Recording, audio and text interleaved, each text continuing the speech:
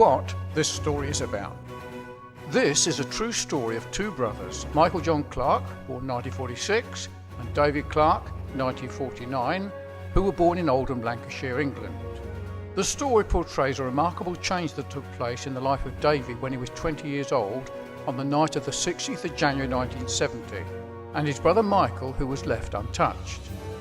These brothers influenced each other during the 50s and 60s and resulted in both David and Michael serving time in prison.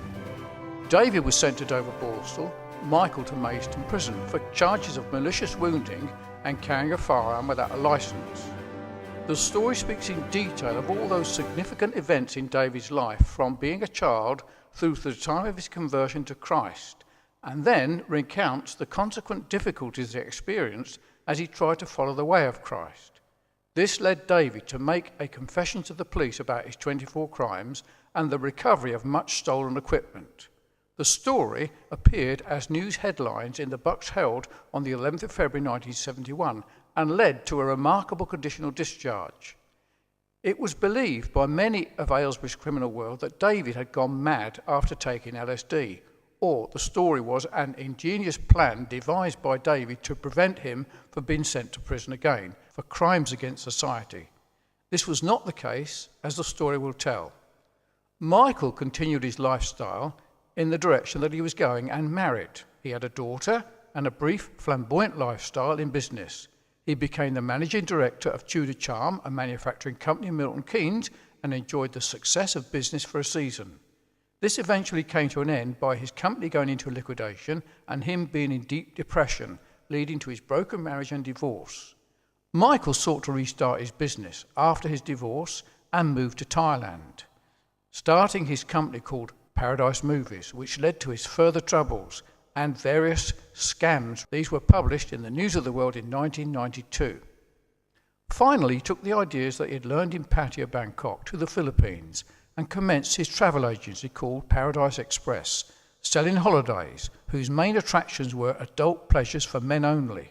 This hit international news and led to a criminal conviction. He was condemned to serve a 16-year prison sentence in New Billerby Prison in 1996. Michael always maintained his innocence. When this story was first written, Michael was a broken man in body and in health, and he had no hope for the future. It was during this time that Michael had contacted David and told him of his despair and his friendship with Sonny Wilson, who had been sentenced to death in the Philippines in 1996, when, at the Supreme Court, who acquitted Sonny on the 19th of December 1999, he gave Michael a paperback book, which was C.S. Lewis's book, Mere Christianity. It was this book that convinced Michael that Jesus was the Christ and led to his baptism in the prison.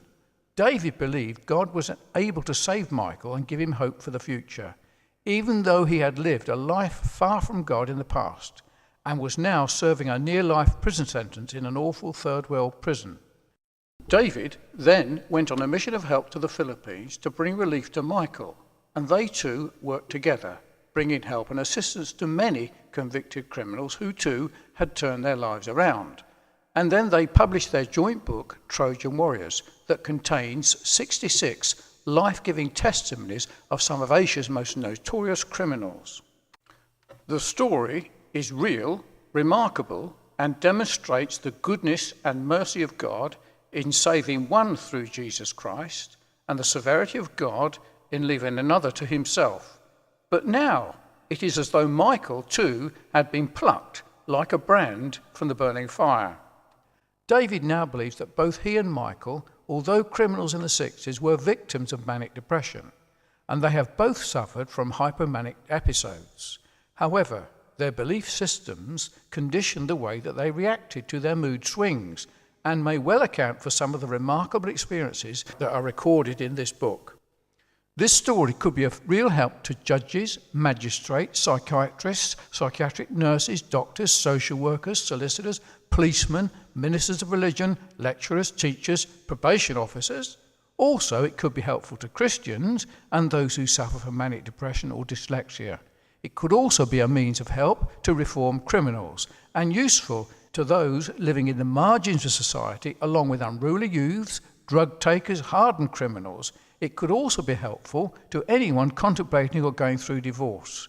Signed, David Clarke and Michael John Clarke.